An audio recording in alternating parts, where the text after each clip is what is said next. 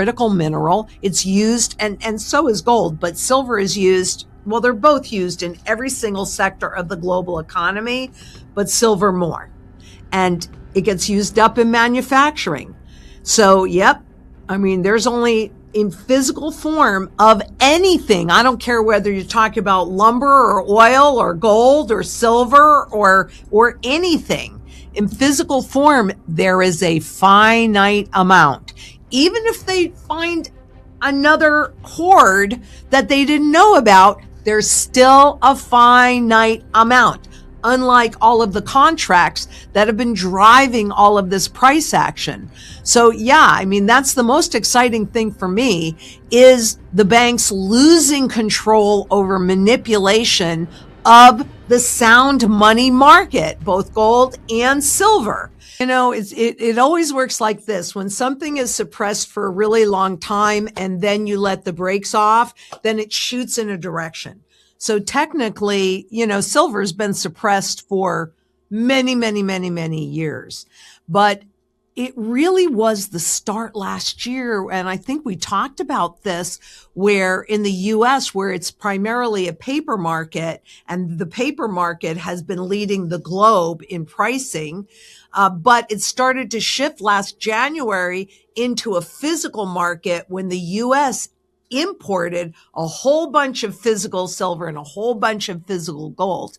And then we had backwardation, where the current prices for delivery were much higher than the future prices. Because why would that happen? Well, because people don't think they're going to be able to deliver in the future, because silver is a diminishing asset. It gets used up in manufacturing. And it seems like the transition it's not complete yet, not by any means. And I think that's when we're going to see the 4-digit number for silver. But what's really happening is the physical, we're in a transition where number one, affordability matters again. And number two, supply and demand is ultimately going to matter again. And we're already in that transition. So, you know, plus it's really a reflex of what's happening in the debt markets, in the crypto markets, in all of the markets, you know, that are so severely inflated and overvalued. And all of a sudden, people are looking at gold and silver. But to your point, silver is outperforming gold at the moment, because that's been even more suppressed, more volatile with the price action. And yet it's got full demand in every single sector of the markets. And you take a look at what's happening in the crypto. Is this a crypto winter? Is this the test? I don't know. I'm kind of surprised with the Wall Street and the government and the banks really pushing hard into that arena, why that area is doing so poorly. Silver is not just money, it is an industrial necessity. Unlike financial assets that can be endlessly recreated, silver is consumed and rarely recovered. As green energy, electronics, and military applications expand, demand continues to grow while supply tightens. This transition restores fundamentals, affordability matters, and supply versus demand matters again. That change mirrors broader stress across debt markets, equities, and digital assets inflated by years of easy money. Investors are reassessing value, and precious metals are reclaiming relevance. Silver, historically more volatile and more suppressed than gold, is now outperforming because it sits at the intersection of monetary and industrial demand. But there's only one place of demand for cryptocurrencies. That's it, one place. So if that demand dries up, this is my physical representation of a Bitcoin, which is designed to look like a gold coin. So you think that they're just the same. But I think that that's what's happening. A lot of what's happening is the system is simply broken. This is not something that just happened. But I would say that 2022 was a big year when they started shifting and having to push rates up. And we're looking at what's happening in the global bond market. So the response in the physical monetary system, sound money, which is gold as the primary currency and silver as the secondary currency, they're going into their day, and demand and supply is mattering again, as it should. I have to say I agree with that quote, and it is a short squeeze. And it started last January to become more visible into this transition. So I can't find fault with anything that he said. In fact, I agree with everything that he said. And I hope so, because it's about darn time. Having said that, they need a large crisis to complete the transition into the new monetary system. And it doesn't happen just like that. And it doesn't happen easily. And it doesn't happen without a lot of pain. So yes, I do think that the ability to suppress the price of silver and gold, both, is broken. And I hope that's permanent. And it very well could be, because of where we are inside of this currency life cycle system. The struggles seen in cryptocurrencies and global bond markets reveal deeper structural problems. Unlike gold and silver, digital assets depend almost entirely on speculative demand. When confidence weakens, there is no physical floor. Meanwhile, bond markets worldwide are flashing warning signs as debt loads become unmanageable and interest costs rise. Since 2022, aggressive rate hikes exposed how fragile the system had become. In contrast, gold and silver represent a parallel monetary system, one not based on promises but on physical reality. As trust in institutions erodes, capital naturally migrates toward assets that cannot be inflated or defaulted away. I think it will carry over to other countries, but I also think that India has been very forward over the years in first their gold scheme and now their silver scheme. And part of that, I think, has to do with the pricing of gold. And silver is, even at these levels, certainly for many people, a whole lot more affordable.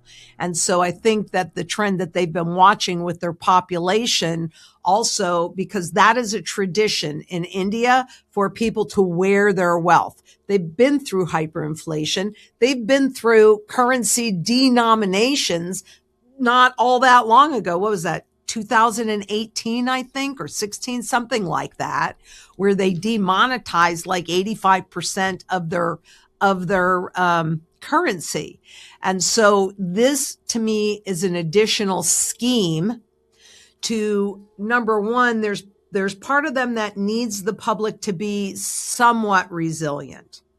But whenever they're going to deposit it into the system and they're going to pay interest on it, it's because the government is attempting to gather it and make it easy to, I don't know, dare I say it, confiscate?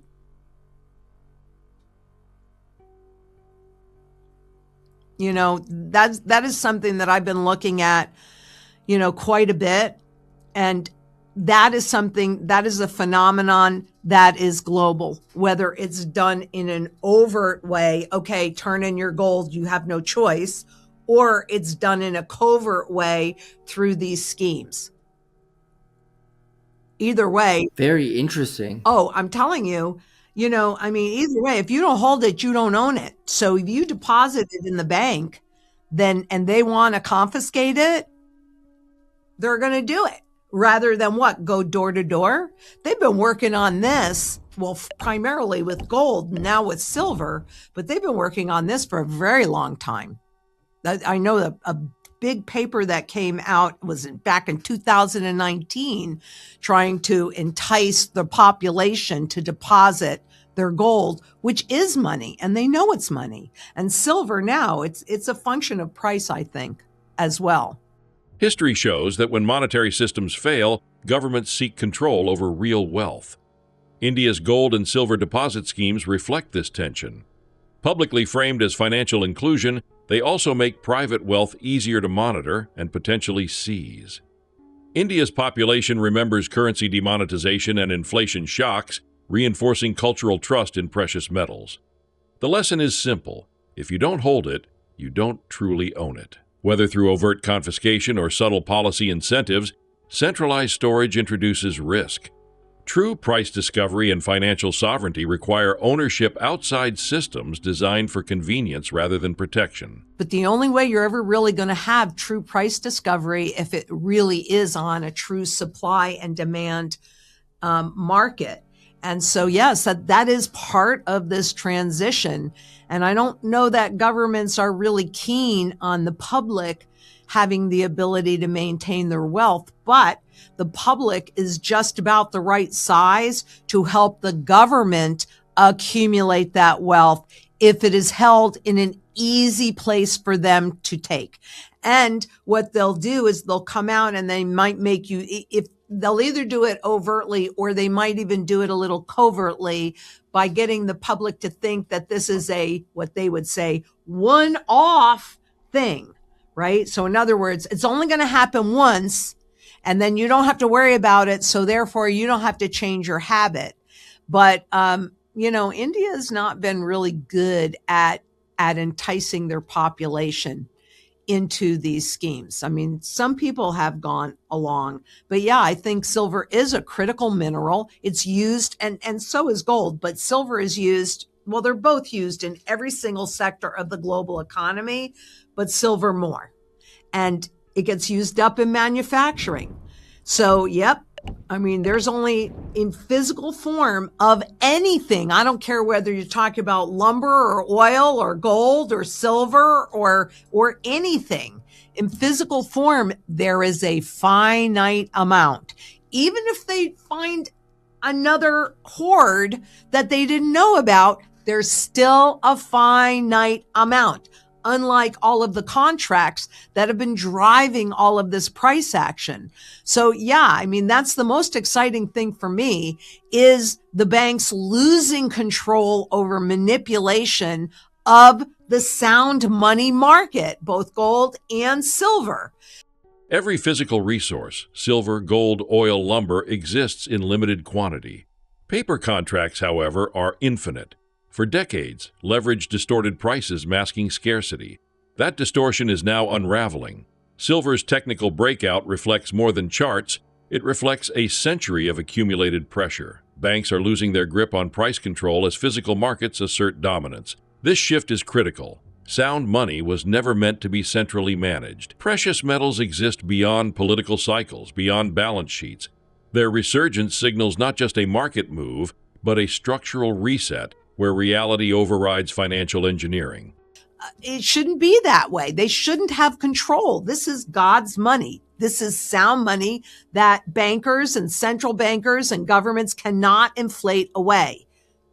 Either one of them. And yes, I'm very happy to see the price action on silver. And gold just broke out of a triangle, I think, yesterday. So a wedge. So I expect to see some really nice price action there. But yeah, technically, silver has been breaking first like a double cup formation like I've never seen in any other asset. And it broke out of that. That's an awful lot of suppression. I mean, you're going back probably 100 years or so for that level of suppression. So it's not a surprise to me, and we've been talking about it, I think silver, gold, physical is now rearing its head again and taking control of these markets. And I love that. It's about darn time. But completely stay away from vaulting it in a bank. So if I were going to do vaulting, then it needs to be private. Some of it you need immediate access to because you cannot skip over the turmoil that we haven't, we've begun to sort of enter this phase a little bit, but in the strategy that we execute at Zang Enterprises, it's a layered approach, right? So the very first part of it, which would include some cash, that's where you could also include some digital gold like Glint or what's the other one? Glint and Kinesis, right? One of those. And I only say those because they are redeemable. If I want my gold, there will be rules I have to follow. But if I want the gold that I have stored there, I can have it sent to me. Otherwise, I've got it on a credit card, like a MasterCard or something like that, and I can go to the grocery store and I can use it. So that is for the first really liquid part. And then, of course, you just have your raw metals of a variety of sizes. Those things I feel very, very strongly you need to have with you, because you're going to need them like that when it happens. Having said that, there's other parts of the strategy or other layers where you might consider accumulating gold to hold your purchasing power so that you can convert it into income producing assets. If you're executing a strategy like that, then a private vault with it segregated in your name that they can't access without your key, I do feel comfortable in a safe vault. You need to vet everything. In times of transition, resilience requires layers. Liquidity matters, but so does direct access. Some assets must be immediately available, while others preserve purchasing power for future opportunity. Private, well-vetted vaulting can serve a purpose, but reliance on banks introduces counterparty risk. Global coordination among governments remains a concern, especially as geopolitical tensions rise and militarization accelerates. Desperate systems produce desperate policies. The safest strategy balances access, privacy, and diversification. This is not about speculation, it's about survival through instability.